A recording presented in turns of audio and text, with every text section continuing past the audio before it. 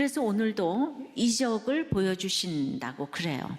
이적은요, 헬라어로 세메이온이라고 하는데 이렇게 표시를 뜻하는 세마에서 파생한 명사로 증거나 상징이나 징조, 기적 등의 뜻을 의미하고 어떤 사건이 생겼을 때 이해하거나 통찰할 수 있는 표지를 의미합니다.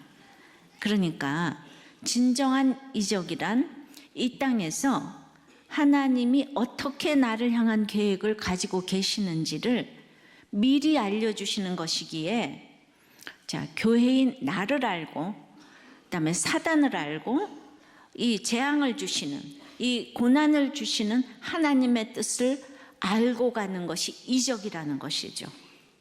다시 말하면 이 내 고난을 통해서 마귀의 계략을 알고 내가 얼마나 대단한 신분인지 나를 향한 하나님의 계획을 알게 되고 통찰할 수 있는 것, 우리들 교회에서 해석이 됐다 그러잖아요. 이거는 이적 중에 이적이라고 오늘 성경에서 분명히 말씀을 드립니다. 네, 그러니까 그래서 하나님의 진노가 이것으로 마치리로다는 이게 끝났다는 것이 아니고 거긴 또 있잖아요, 충만하다는 뜻이 있어요. 그래서 진노가 너무 완전해서 이 카이로스의 시간 속에서 하나님의 섭리가 완성 이제 된다는 거죠. 그 진노가 완전하면 한편으로 완전한 심판이 믿는 성도에게는 기쁜 소식이고, 그것은 또 동전의 양면 같아서 완전한 구원이기 때문에 우리가 하나님의 표지인 이 사인을 보고 가는 것을 오늘 이적이라 그랬잖아요. 돈이 벌리고 건강해지고 잘 사는 것이 이적이 아니라 뭐 자식이 돌아오고 이런 게 이적이 아니고, 우리가 제대로 하는 구속사적인 성경 묵상은 이적 중에 이적인 것을 믿습니까? 성경이 그러잖아요, 그죠? 이적은 표지예요, 표지. 예. 그래서 근데 여기서 이제 일곱 천사가 일곱 재앙을 내렸다고 했는데, 그러니까 진정한 천사는 좋은 말만 하는 것이 아니고, 다시 말하면 내 존재가 해를 입은 영광된 신분인 것을 알고 마귀도 알고 고난의 뜰도 알고 가면서 고난이 축복이라는 이 말을 해줄 수 있는 것이 이적 중에 이적인데, 그런 얘기를 해주는 이 목자, 전 천사 아니에요? 선생님 천사 아니에요? 근데 오늘 그런 얘기만 하면은 그냥 이 고난을 통한 하나님의 뜻을 좀 알아라. 그리고 왜 이리 왔나? 왜 남편이 바람을 피는지 당신 자신을 좀 돌아봐라. 이러면 이제 교회를 나가는 거죠. 우리가 그런 이적의 주인공이 여러분들이 못 되시는 거예요. 그러므로 내가 이 땅에서 마지막 찬송을 하는 것은 구원의 의미를 확실하게 알 때 부르는 노래인 거예요. 근데 지금 우리가 찬송을 이렇게 부르지만은, 구원의 찬송을 부르지만은, 내가 이 육을 떠나는 날 그 부르는 찬송이 어떤 찬송이 될지, 진정 마지막 찬송이 남아있죠. 내가 마지막에 하나님을 찬송하면서 갈지 부인하면서 갈지 그거 어떻게 알겠어요?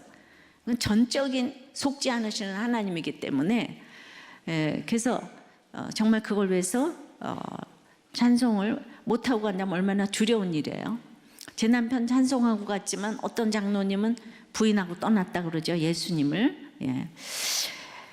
자, 계시록 이렇게 8장 13절에 보면은 그 일곱 나팔 재앙 속에서 다섯째, 여섯째 나팔이면서 세 가지 화에 대한 예언이 나오고 있어요. 화. 그러니까 첫째 화는 다섯째 나팔 재앙으로 황충의 재앙이고, 둘째는 유브라에 대해 2억 명이 쳐들어오는 그런 재앙인데, 이 재앙에도 죽지 않고 살아서 회개를 하지 않는 자들이 있다고 그랬어요. 그냥 회개하지 않고.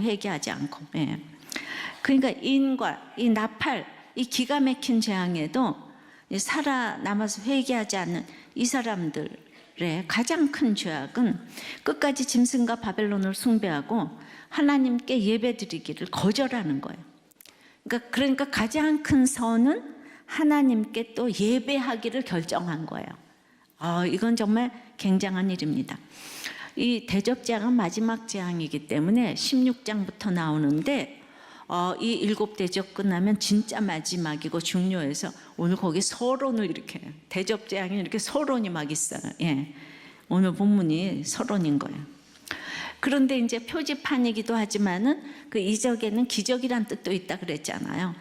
근데 왜 크고 이상한 그 이적이라고 했을까요? 아까도 말했지만은 이제 진노의 완성인데 이 재앙이 끝나기까지 끝까지 인내하면서 하나님의 이제 표지를 따라오면서 믿고 기다렸는데 그냥 어느 날 세상과 하나님 백성의 운명이 이 재앙 속에서 송두리째 뒤바뀌게 되는 것을 볼 수 있는데 이게 실제로 놀라운 이적이라는 거죠.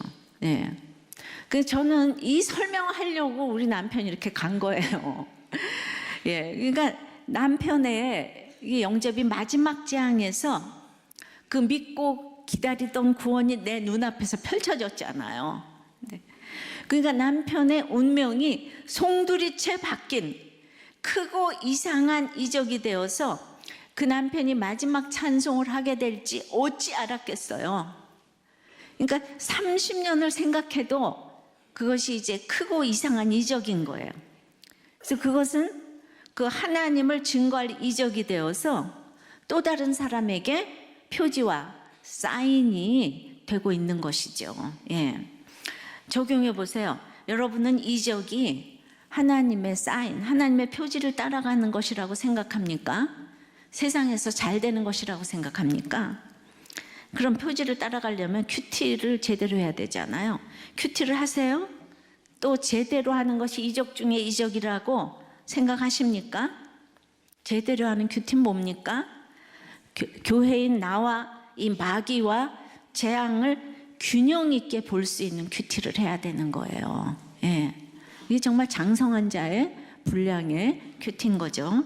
자, 두 번째 마지막 찬송은 그러므로 불바다를 지나야 합니다. 2절에 또 내가 보니 불이 섞인 유리바다 같은 것이 있고 짐승과 그의 우상과 그의 이름의 수를 이기고 벗어난 자들이 유리바닷가에 서서 하나님의 검은 고를 가지고 이제 찬양을 하는 거죠. 예. 자, 유리바다가 지금 이제 어디입니까? 예, 유리바다. 예, 유리바다는요 지금 이제 그 물두멍에서부터 이제 바다, 비슷한 물두멍이 커져서 바다로 됐어요. 그러니까 세례 등을 의미하는 회개를 의미해요, 그죠? 그런데 지금 모세와 어린 양의 노래를 부르는 사람들이 불이 섞인 유리바다를 지나서 유리바닷가에 서서 하나님의 보좌 앞에서 지금 찬양을 이제 한다고 그랬습니다. 예.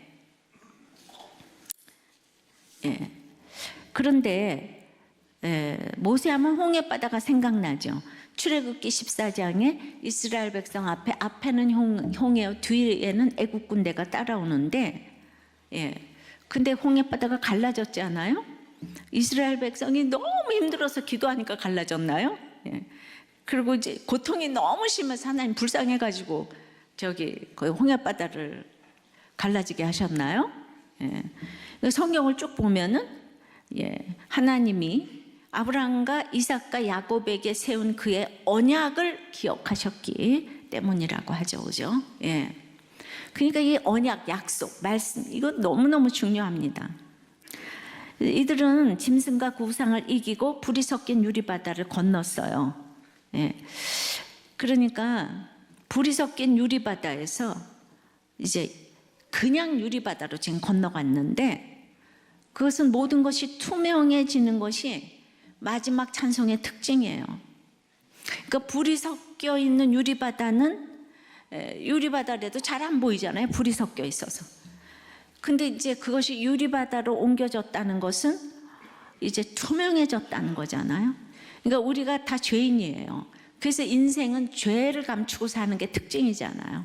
이게 만물보다 부패한 것이 우리 인생인데, 그러니까 이제 그 부패했던 것들이 유리바다 회개를 하면서 유리처럼 투명해졌어요. 이거는 그러므로 자기 죄에 민감해졌다는 이런 뜻입니다. 자기 죄가 보이니까. 그래서 유리바다에 도달한 성도들은 누구보다 그러므로 자기의 흠 때문에 아파하는 사람들이에요. 그래서 자기는 그냥 자기 죄 때문에 이 불이 섞인 유리바다를 건너갈 수가 없어요. 자신의 부족에 대해서 너무 또 죄에 대해 아파해요. 그러므로 하나님 앞에서 겸손할 수밖에 없고, 그러니까 하나님이 주님만 부르짖으니까 그 손을 붙잡고 건너가게 해주시는 자인 거예요. 그래서 이 활활 불타는 바다에서 나도 모르게 유리바다로 이렇게 건너오면서 내가 편안해지고 일관성이 있어지고, 그리고 이제 전적인 은혜로 건넜다고 이제 고백을 할 수밖에 없는, 자기 너무 부족하니까. 그러므로 이제 드디어 자신의 소리가 아닌 하나님의 원하시는 방법과 도구인 하나님의 검은고를 가지고 찬양을 하게 됐어요. 우리가 찬양을 해도 전쟁을 해도 내 방법이 많아요. 총칼 들고 우리는 혈과 육으로 전쟁하면 안 되고, 하나님의 약속을 붙들고 온유하게 부드러운 검은고를 가지고 찬양을 하면 구원의 찬송이 되는 거죠.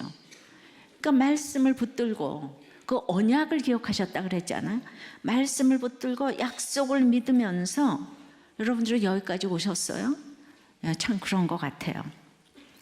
자, 신천지가 우리들 교회를 그렇게 공략한다고 하는데, 그래도 뚫지 못하는 것은 우리가 프로그램이 아닌 이 말씀으로 큐티하고 양육을 받고, 가장 큰 특징은 자기의 죄를 보는 사람이 많다는 거예요. 아무리 데려가려고 해도 그 자기 죄를 보는 건 흉내를 내서는 안 되거든요.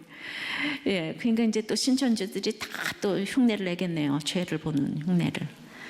그런데 10년이나 그렇게 여기 섞여 있으면서 공략하는 게 그 정말 프로젝트라고 하네요.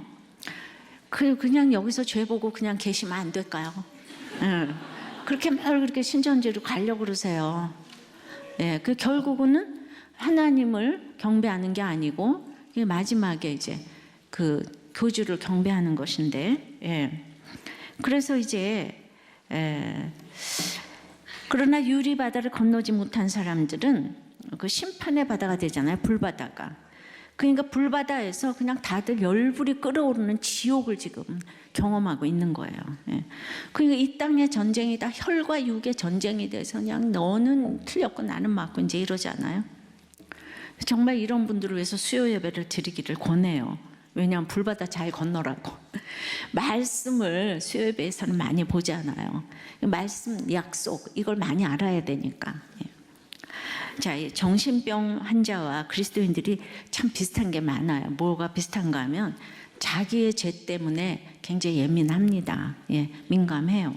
그런데 차이는 그 환자는 그 죄를 자기가 책임지려고 하기 때문에 너무 괴로운 거예요. 그러니까 자신이 괴로운 게 너무 괴로워서 그 괴로운 만큼 다른 사람을 미워하고 괴롭히는 거예요. 그런데 그리스도인들은 자기의 죄 때문에 자기가 할 수 있는 게 하나도 없어요. 그래서 자기 자신을 믿지 않고 자기 죄는 이만하니까 겸손해지고, 그리고 이제 해결해 주실 분은 주님밖에 없다는 걸 알고 의지하게 되지요. 그러니까 다윗을 보세요. 그가 믿음의 용장이라고 알고 속이 어디 있습니까? 인생의 불바다를 지나면서 찬송을 하게 됐잖아요. 근데 사울은 자신이 책임지려고 했기 때문에 그냥 자신이 괴로운 만큼 다윗을 평생 탓하면서 미워하다가 죽었어요. 그러니까 이제 눈에 넣어도 안 아픈 이 딸의 사위임에도 그냥 잘난 다윗을 보는 게 너무 힘들어서 그를 죽이는 것이 인생의 이제 목적이었어요. 그런데 겉모습은 또 너무 경건하고 예배 중독자처럼 보였어요. 여러분들, 다윗은 여자가 즐비하지만 사울은요 여자도 없어요. 아시죠? 그 다음에 그냥 눈만 뜨면 예배를 드려요. 막 그냥 신접한 여인 사무엘, 자기가 막 제단 쌓아놓고 예배 드리고. 그러니까 그 초대 왕이었잖아요. 환경도 너무너무 감사한 환경인 거예요. 근데 감사가 안 되는 거예요. 근데 그게 40년이나 왕노릇을 했는데도 그 다윗을 미워하는 거를 고칠 수가 없는 거예요. 마음대로 되는 것이 아닌 걸 보면서 내가 정말 똑같은 죄인인데 하나님을 의지하면서 그 표지를 따라가는 것이 얼마나 이적 중에 이적인지, 이 정말 기가 막힌 이적인 게 내 죄를 보고 하나님께 나가서 해결할 수 있는 거. 평생 그래서 불바다를 건너면서 저 또한 미워할 일도 많고 죽을 일도 많았는데 제가 너무 힘든 인생을 살아오지만 그래도 그 가운데 하나님께 의지했더니 누군가를 미워하지 않고 오게 하신 것이 저는 이적 중에 이적이라고 생각합니다. 저를 힘들게 하는 사람 다 미웠으면 제가 옛날에 이제 정신줄을 정말 놓지 않았겠습니까? 적용해 보세요. 여러분은 자기 죄를 자신이 책임지려고 합니까? 내가 늘 넘어지는 거 인정하면서 하나님께 맡기십니까? 다른 말로 말하면 여러분은 편한 사람입니까? 불편한 사람입니까? 세 번째는요, 마지막 찬송은 모세의 노래, 어린 양의 노래예요. 자기를 높이는 노래가 아니에요. 3절 4절입니다. 하나님의 종 모세의 노래, 어린 양의 노래를 불러 이르되 주 하나님 곧 전능하신 이시여 하시는 일이 크고 놀라우시도다. 만국의 왕이시여 주의 길이 의롭고 참되시도다. 주여 누가 주의 이름을 두려워하지 아니하며 영화롭게 하지 아니하오니까 오직 주만 거룩하시니이다. 주의 의로우신 일이 나타났음에 만국이 와서 주께 경배하리이다 하더라. 근데 출애굽기 15장에서 그 무서운 애굽이 이제 홍해를 건너는 이스라엘 백성 따라오다가 죽었어요. 정말 내가 기가 막힌 애굽이 죽는 것을 내 눈으로 본 거예요. 어떻게 훨씬 잘난 애굽이 죽지? 어떻게 내가 구원됐지? 실제적으로 이렇게 보니까 이거는 애굽의 세상적인 가치관으로는 전혀 부를 수가 없는 노래인데, 정말 어떻게 내가 구원됐지? 남편이 마지막 장에서 이 찬송이 시작됐듯이 그래도 마지막에 만나 주셨어요. 여러분도 그 마지막이 문자적으로 마지막이 아니고 오늘 이 시간에 마지막을 향해 가는 오늘의 찬송을 부르시기를 바랍니다. 그러면서 뭘 찬양했냐 하면 전능하신 이시여 하시는 일이 크고 놀라우시도다. 이 4절 5절 가지고 찬송을 하나 만들어야 돼요. 이 대단한 찬송이죠, 그죠? 그러니까 이스라엘이 출애굽의 간증을 때마다 하잖아요. 지금 출애굽기에서부터 시작된 이스라엘의 구원이 계시록에까지 지금 흘러 퍼지고 있잖아. 그러니까 이스라엘은 예수님의 출애굽 얘기이기 때문에 날마다 이 출애굽 얘기를 해야 돼요. 그러니까 저도 날마다 이렇게 남편 간증을 얘기하잖아요. 근데 여러분들 저 얘기 또 하네 이러는 사람이 그렇게 있어요. 이게 세상적으로만 들으면은 팩트 앤 아이얼 같으면은 어떻게 두 번을 듣겠어요? 우리 못 들어요. 세상 없는 예능 프로그램도 우리 두 번은 보기 싫잖아요. 근데 그냥 저도 30년 동안 구원의 일이 날마다 너무 크다고 놀라워하니까 제가 놀라워하죠. 제가 인간적으로 하면 똑같은 얘기를 하는데 어떻게 그렇게 사람들이 구원으로 초청이 되겠어요. 그러니까 제가 그냥 이게 너무 놀라워가지고 그 큐티 선교의 창립을 2000년도 7월 17일 날 오카는 목사님께서 사랑의 교회에서 하라고 그때 빌려주셔서 거기서 했는데, 여러분들도 또 다 제 큐티 모임에 왔던 분들이 구원에 대한 그냥 애통이 너무 넘쳐가지고 자기 남편 아들 다 데리고 오느라고 글쎄 거기 2,000명이 넘게 왔잖아요. 광고 하나도 안 했는데 어떻게 하면 구원될까 하고, 그리고 와서 그날 그냥 300명이나 영접을 했어요. 그러니까 이게 집사가 구원에 대한 애통이 흘러넘치니까 제가 구원 때문에 너무 놀라니까 여기 있는 사람들이 놀라고 딴 사람 또 데려오니까 다 놀라고, 이게 진짜니까 그러죠. 까짜면 어떻게 영접을 하겠어요, 그죠? 근데 우리 교회 보니까 또 날마다 제가 구원 얘기 똑같이 하는데 그게 인간의 얘기면 이게 놀라운 일이 되겠습니까? 몰라요? 제가 날마다 놀라니까 점점 더 놀라게 되는 일을 행하시는 거예요. 남편의 구원 때문에 놀라니까 이렇게 큐티 선교회, 그 다음에 지금 우리들 교회도 점점 놀랄 일을 많이 주시죠. 여러분들 오직 구원 때문에 놀라시기를 바랍니다.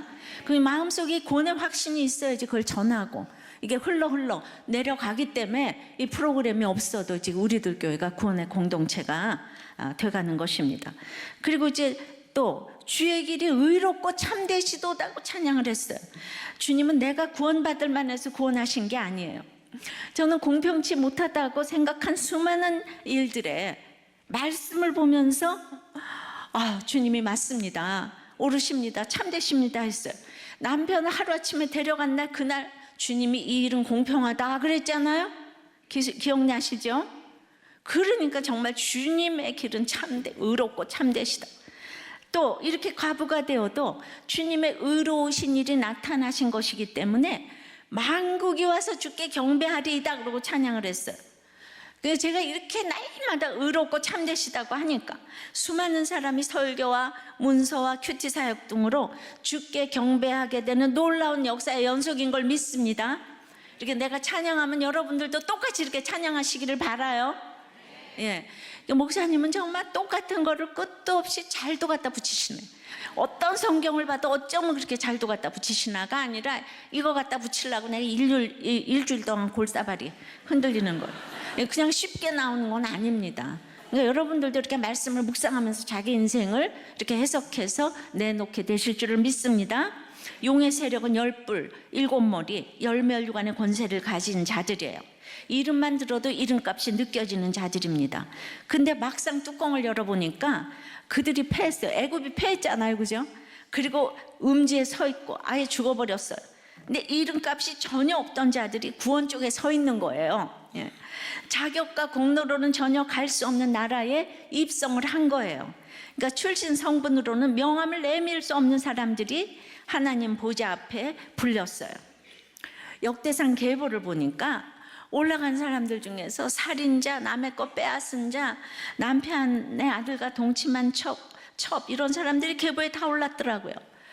자, 유명한 라헬의 몸종이자 또 야곱의 첩이자 또 그 야곱의 맏아들 르벤과 동침한 정말 만고의 죄인 비라가 계보에 딱 올랐는데 납달리 지파가 한 절 딱 나오는데 거기 그녀의 이름이 찬란하게 딱 올라갔어요. 예. 예수님의 직계조상인 유다의 족보에도 이 자매 스루야가 올라갔고 갈렙의 두 아내 또 60세 마길의 딸인 헤스론, 헤스론의 아내 아비야, 여라무엘의 다른 아내 오남의 어미, 세사는 아들이 없고 딸뿐이어서 그에게 야르하라 하는 애굽 종을 줘 아내를 삼게 했고, 야르하라는 흑인 노예종 이름 올라갔죠. 갈렙의 첩마가 딸 악사. 근데 이렇게 다 나왔는데 지금 이 당시 유명한 이 사울 왕 딸 이 미갈, 이 적통이잖아요. 예수 믿는 미갈 빠졌어요. 거기도 저기 다윗의 부인 중에서도 이방 여인 아히노암 달메의 딸 마아가 학기스의 아내는 다 들어갔어요. 강간당한 딸 다말도 나와요. 아들이 없는 슬로보앗의 딸들도 나와요. 미리암도 나오고 베냐민 지파의 사하라임은 두 아내 후심과 바라를 내보낸 후에 모압 땅에서 자녀를 낳았다고 했는데 내어버린 아내 두 아내 이름도 나왔어요. 유다 지파의 야베스는 존귀한 자라고 했는데 고통과 슬픔 가운데 있던 자래요.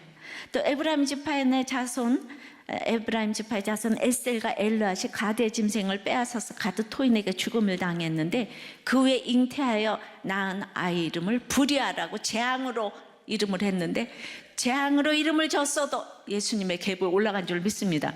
이름은 자고로 겸손하게 줘야 돼. 이게 맨날 클 때짜 이런 거 좋아하지 말고. 그러니까 일일이 다 언급을 못하겠지만 모두 첩, 다른 아내, 버림받은 아내, 강간당한 자, 이방 여인, 애굽의 종을 남편으로 둔 자, 슬픔과 고통 가운데 있던 자, 재앙이라는 이름. 근데 우리가 또 아는 대단한 믿음의 여인 사라, 리브가, 라헬이 언급이 안 됐어요. 이게 얼마나 은혜의 족보입니까? 마태복음 1장에도 다말, 라합, 밧세바, 우리아의 아내 마리아 이름이 찬란하게 올라갔어요. 하나님이 음란을 얼마나 싫어하는데 음란에 연루된 다 자들이 올라갔어요. 그런데 마태복음에도 역대상에도 사라, 리브가, 레아가 다 빠졌는데 마태복음에도 이 본처들이 다 빠졌더라고요. 제가 본처가 제일이라 그래 놓고 오늘은 본처가 빠졌다 또 이렇게 이것도 맞고 저것도 맞고. 근데 하나님이 근데 음란보다 그러니까 이제 죄인 중에 죄인들만 언급이 됐는데 음란보다 하나님이 제일 싫어하는 게 하나님을 경배하지 않는 것인데요. 하나님의 그러니까 진노를 깊이 만나면 하나님을 깊이 경험하게 되는 거예요. 그러니까 자기의 신분으로는 하나님 보좌 앞으로 도저히 나갈 수가 없는 자들인데 우리가 막 듣기만 해도 눈물의 신앙 고백이 있을 수밖에 없는 자들이잖아요, 그죠? 그러니까 잘난 사람들은 피리를 불어도 그냥 반응하지 않는데, 이런 기가 막힌 환경이 겸손한 게 겸손하다 그랬는데 이런 사람들이 찬란하게 이름이 올라갔습니다. 이 사람들은 그냥 숨질 때 되도록 내 구주 예수를 더욱 사랑. 우리가 그 윤복희 씨를 보면 그냥 정말 얼굴이 눈물로 찬양을 하잖아요, 그죠? 살아온 인생이 기가 막히셨어요. 그래서 인간으로서 마지막 심판 속에서 마지막 찬양을 한 자들이라는 거죠. 이렇게 그냥 기가 막힌 7 대접의 심판 가운데서 마지막 찬송, 위대한 찬송을 불러야 된다는 거예요.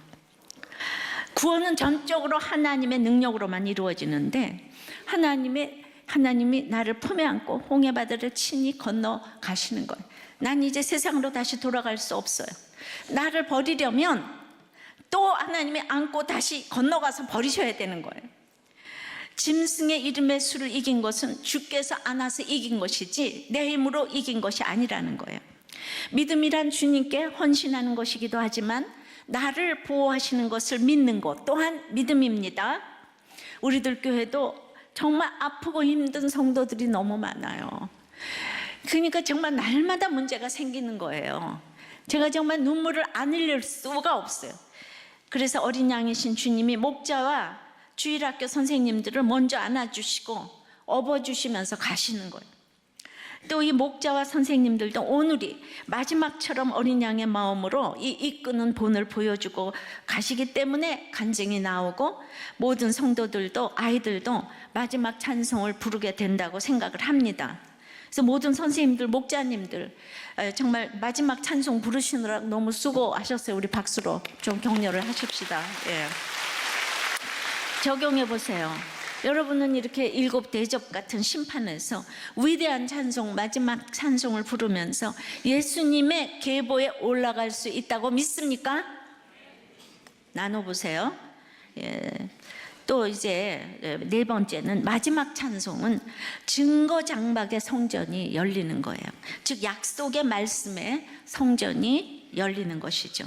5절에 또 2일 후에 내가 보니 하늘의 증거 장막의 성전이 열리며, 이제 유리바닷가에서 어린 양의 노래를 부르는 하나님의 백성들이 하늘의 증거 장막의 성전으로 지금 이제 옮겨지는 거예요. 그러니까 이 재앙의 출처가 하나님으로부터 나오는 것이라는 거예요. 장막은 광야에서 이스라엘이 하나님을 만나는 장소인데 그곳에 2 돌판 10계명이 있기 때문에 이 모든 일은 언약에 의해서 하는 일이라는 것입니다. 그러니까 이 언약을 거절하면 심판을 초래한다는 거예요. 모든 것은 약속의 말씀에 의거해서 집행하는 것이라는 것입니다. 근데 내가 이 남편의 죽음을 겪으면서 그날 말씀이 에스겔 18장이었잖아요. 그가 스스로 돌이켜 회개하고 떠났으니 정령 살고 죽지 아니하리라. 내가 왜 정말 악한 자가 회개하고 돌아오는 것을 기뻐하지 아니하겠느냐. 이 일이 공평하다. 그것은 제게 언약궤 즉 증거 장막의 성전이 열리는 감동을 주신 날이에요. 말씀이라는 것이 이렇구나. 그러니까 때마다 하나님의 표지판을 보고 걸어가니까 진짜 남편이 죽는 날이 왔는데 이거를 내가 기적이라고 표현을 하고, 이게 겉으로 보면 남편이 죽은 게 뭐가 지금 잘난 척 뭐 자랑할 일이에요. 근데 이거를 내가 자랑을 하면서 너무나도 우리 남편의 이 운명이 뒤바뀌었고 내 운명도 뒤바뀌었고 너무 놀랍고 크고 주여 주님의 하시는 일이 너무 위대하다고. 근데 여러분들 가운데도 저를 이제 닮아서 흘러내려와서 그렇게 하시는 분들이 많이 생겼다니까요. 안 그러면 여기 어떻게 부흥하겠어요? 부흥이 한 번도 안 했는데 특세도 한 번도 안 했는데. 그러니까 우리의 모든 시련과 환난은 오직 증거 장막 성전의 예배가 이제 열리는 것으로 사명을 감당하는 것으로 결론을 지어져야 하는 거예요. 결론이 지어져야 하는 거예요. 그러니까 우리가 드리는 이 언약을 위하여, 말씀을 위하여, 약속을 위하여서, 이 약속이 중요해요. 서양에서는 가장 중요한 게 약속이에요. 기독교 국가잖아요. 한국은 제일 중요한 게 외식이에요. 그러니까 배가 고파도 부른 척 없어도 있는 척. 그러니까 큐티하면서 이게 쉐어링하는 게 너무 힘든 거예요. 근데 그 미국 사람들은 믿음이 없어도 약속을 잘 지켜. 문화가 그래서. 그러니까 믿음 때문에 약속을 잘 지키는 건 아니에요. 그러니까 우리가 그 약속, 계명, 이 언약을 위하여서 우리가 드리는 주일 예배, 수요 예배, 목장 예배, 개인 큐티 예배 등의 이 언약계 말씀 예배는 우리가 정말 이 땅에서 모든 전쟁, 사단을 이기게 하는 최고의 비결이고 방법인 걸 믿습니다. 여러분 그냥 와 계신 것 같지만 와 계신 동안 사단의 이 모두가 물러가는 거예요. 지금 마귀의 계계를 지금 정말 말씀의 강력으로 지금 물리치고 있는 거예요. 나는 똑같은 날이 계속되는 것 같은 삶을 살지만은 30년 동안 예배에 설렘이 없었던 적이 없어요. 저는 예배에 설렘이 있어요. 매너리즘에 빠진 적이 없어요. 여러분들도 예배에 설렘이 있습니까? 지금 뭐 15명만 대답하죠. 예배에 설렘이 있어요? 예, 그러니까 예배에 설렘이 있기 때문에 사단이 물러가는 거예요. 근데 말씀에 설렘이 있는 거잖아요, 그죠? 예. 계시록은 409절 정도 중에서 309절 가까이가 구약의 내용을 인용했어요. 그러니까 이게 환상으로 이단이 푸는 게 아니에요. 직통계시가 아니에요. 그 계시록이 그 상징적 내용을 직접 설명하든지 아니면 구약의 성경을 통해서 모든 계시록은 성경으로 다 풀어지게 돼 있어요. 그런데 이거를 자꾸 이상하게 어디 직통계시 받아가지고 그게 정말 위험한 거죠. 자, 그래서 6절, 7절, 8절 보니까 7재앙을 가진 7천사가 성전으로부터 나와서 맑고 빛난 세마포 옷을 입고 가슴에 금띠를 띠고 7절에 네 생물 중에 하나가 영원토록 살아계신 하나님의 진노를 가득히 담은 금대접 7을 그 7천사들에게 주니 하나님의 영광과 능력으로 말미암아 성전에 연기가 가득 참에 7천사의 7재앙이 마치기까지는 성전에 능히 들어갈 자가 없더라. 그러니까 7대접은 마지막 재앙이에요. 그러니까 6절서부터 이제 8절까지는 이제 대접재앙의 서론인데요. 이제 우리가 앞서에서 보면 7인 7나팔은 진노의 7인, 진노의 7나팔 이런 표현 안 썼는데 7대접에서는 진노의 7대접이라고 이제 이렇게 쓰이고 있어요. 이제 16장 1절에 보면은 그래서 이제 뭔가가 그냥 참고 기다리다가 이제 확 부어지는 게 진노의 이제 대접인 거예요. 이제 7천사는 하나님께로부터 하나님의 공의로운 심판 역사를 위해서 이제 부름을 받았어요. 그러니까 이제 심판이 기정사실이라면 이 땅에서 나에게 주신 기간 동안 빛난 세마포 입은 제사장 역할을 해야 하지 않겠습니까? 그런데 나만 구원받고 옆에서 저 애굽은 잘 먹고 잘 살았기 때문에 심판당하는 거에 심판당하는 거 마땅해.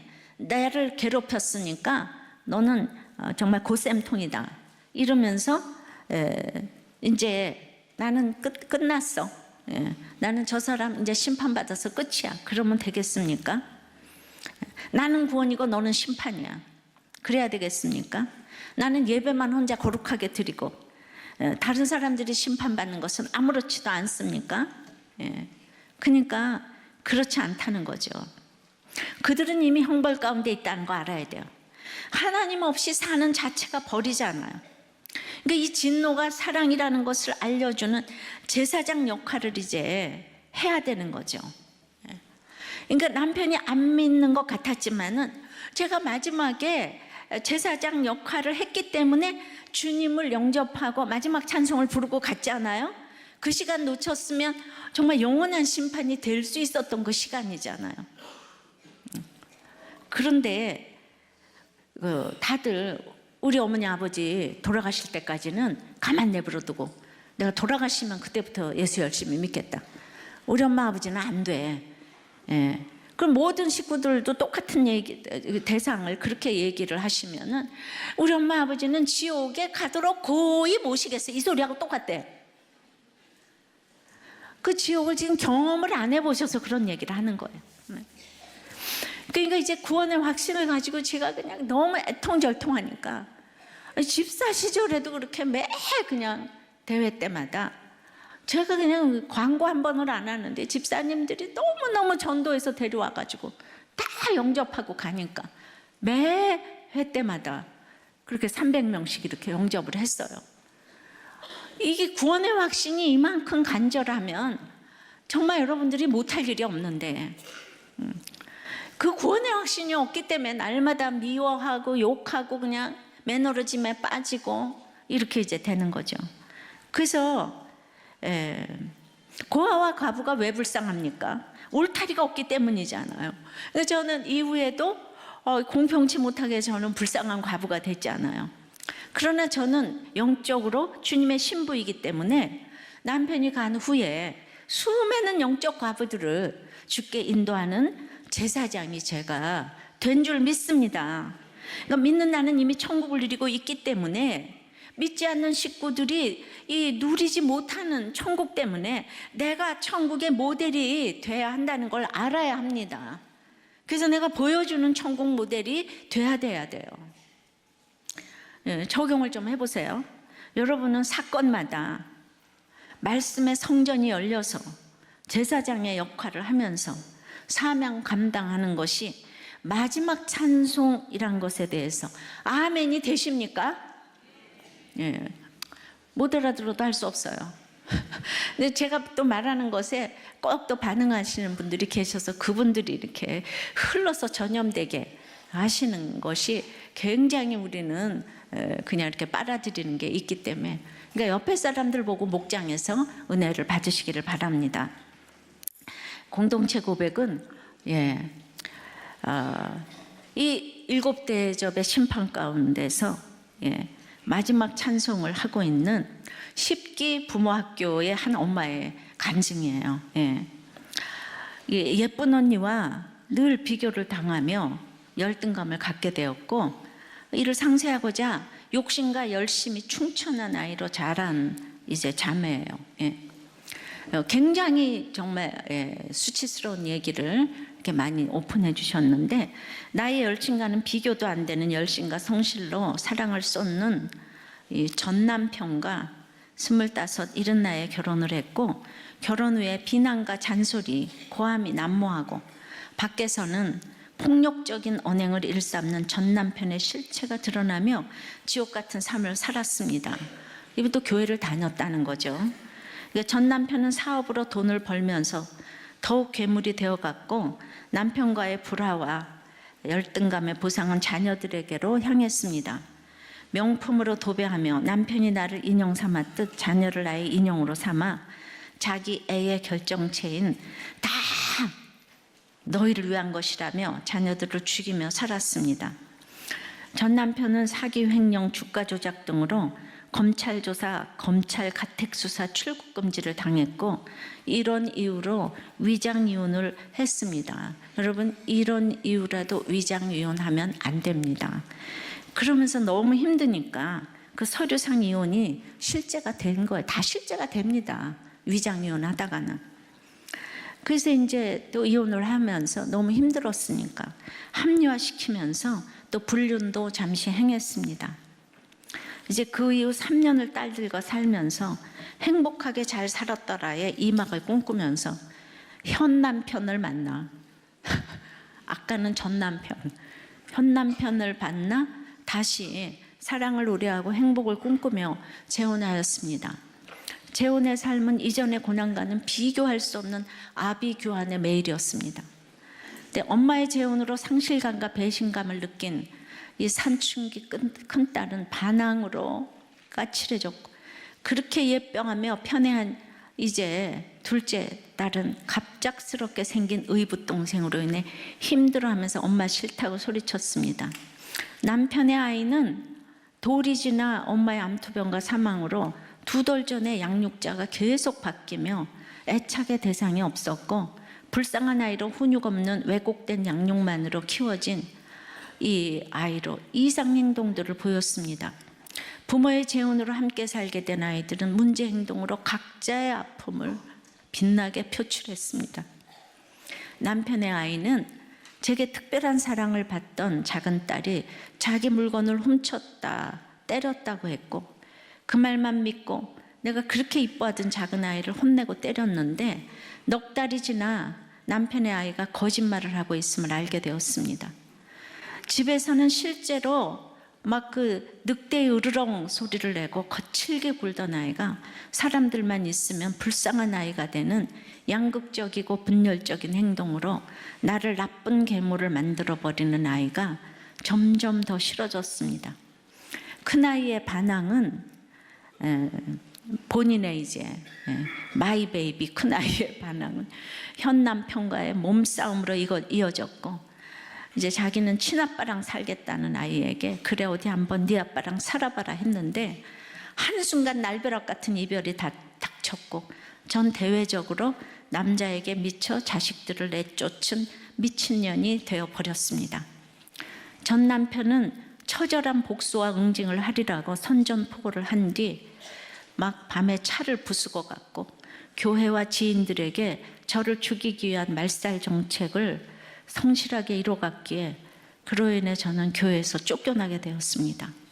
이곳저곳 교회에서 계속 이 소문이 내서 저의 요청으로 전 남편에게 법원 접근금지 명령이 내려졌고, 전 남편은 계속 저에게 경제적, 사회적, 심적 응징을 통해서 자신의 의로움과 저의 악함을 세상에 증명하려고 했습니다. 그러나 이 세상에 버림과는 비교할 수 없는 아픔은 자녀를 잃은 상실감이었습니다. 날마다 방바닥을 구르며 새끼 잃은 어미곰의 포효를 하였고, 내 딸들이 적응할 수 없었던 가장 큰 이유와 아픔의 대상인 남편 딸에게 모든 원망과 저주가 향했습니다. 그런데 이제 말씀과 공동체에서 이제 기적같이 이런 분도 우리들 교회 오면 회복이 되더라고요. 오셔서 회복이 됐어요. 그리고는 이제 다 너무너무 딸도 다 뺏기고, 이 딸 때문이라서 잠시 힘들어서 형님 가정에 맡겼던 남편의 아이를 데리고 오는 이 십자가의 적용을 이제 했습니다. 그런데도 그 아이로 인해 받은 상처와 분노, 책임감만 있는 마이너스 통장 같은 그 아이를 보며 굴러온 돌이 박힌 돌을 빼냈다는 미움이 계속 올라왔습니다. 그 아이는 한 집에서 숨을 쉬고 있는데 내 아이들은 내 손으로 밥도 못 챙기고 빨래도 못 해주는 모든 것이 아픔과 분노가 되어 그 과정 가운데 말씀과 공동체가 있었기에 어디에도 할 수 없는 나의 연약함과 완악함을 나눌 수 있었고, 한계 상황으로 정신과에 가서 우울증 약과 상담을 받으며 내가 할 수 없는 이 계모의 구조를 인정하며 조금씩 자유하게 되었습니다. 절대 돌아오지 않을 것 같은 내 딸들이었는데 이 사춘기의 방황으로 가출로 전 남편의 허락하에 같이 살게 되었습니다. 그런데 그 아이들이 마주보는 두 방의 사랑의 온도 차이는 너무나 큽니다. 내 아이는 밉다가도 이쁜데 남편의 아이는 밉다가 또 밉습니다. 기도하기로 작정했지만은 그 남편의 아이를 놓고는 깨어있을 때는 할 수도 없고, 그래서 며칠 전 아이의 방문 앞에 쪼그리고 앉아 하나님, 저는 이 아이가 밉습니다. 저는 사랑이 없습니다. 주여 저와 저 아이를 불쌍히 여겨주세요 라고 기도했습니다. 이렇게 저는 자기 애에 충실하여 나의 자녀에게도 안정된 애착을 주지 못했고, 맡기신 자녀도 따뜻하게 돌보지 못하는 극단적인 자기중심적 인간입니다. 이제 참으로 또 그 자기 전 남편을 괴물로 만든 것도 결국 그 나 때문이었다는 것, 이것들을 옛날에는 몰랐는데 이제 우리들께 와서 이것도 다 이제 이렇게 깨닫게 됐다는 것. 이 식기 부모 교육을 통해서 우리 부모 교육 하잖아요. 육적인 자녀와 맡기신 자녀의 회복을 나의 열심과 노력으로 할 수 없음을 인정하고 이 전적인 하나님의 도우심을 믿고 의지하며 가기를 소망합니다.